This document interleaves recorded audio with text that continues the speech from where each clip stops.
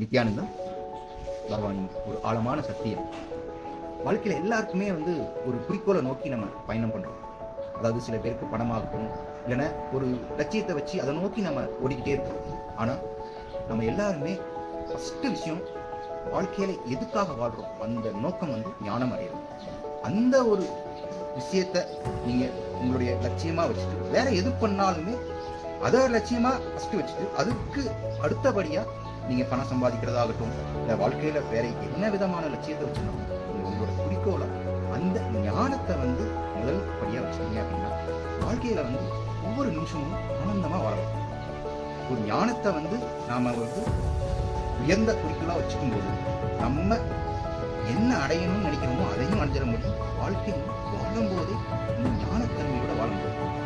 ஏன்னா வாழும்போது அந்த ஞானத்தன்மையோடு வாழலை அப்படின்னா வாழ்றதை சாகுறதுக்கு சமம். அதாவது ஏன்னா சின்ன சின்ன விஷயங்கள்ல கூட நம்மளால சில நேரத்துல அதை எப்படி கையாளணும் அப்படிங்கிறது தெரியாம வாழ்க்கையில தடுமாறி பல விதத்துல நம்ம சிரமப்படுவோம். ஆனா ஞானத்தை உங்களோட குறிக்கோளா வச்சுக்கணும் அப்படின்னா நீங்க என்ன நினைக்கிறீங்களோ அதையும் அடைய முடியும்.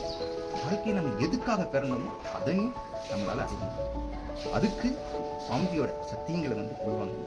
மீண்டும் ஒருமுறை கதவை திற, காற்று வரட்டும். பகவான் ஸ்ரீ நித்யானந்த பரமசிவம் அருளும் சிறப்பு நீரலை சத்சங்கம்.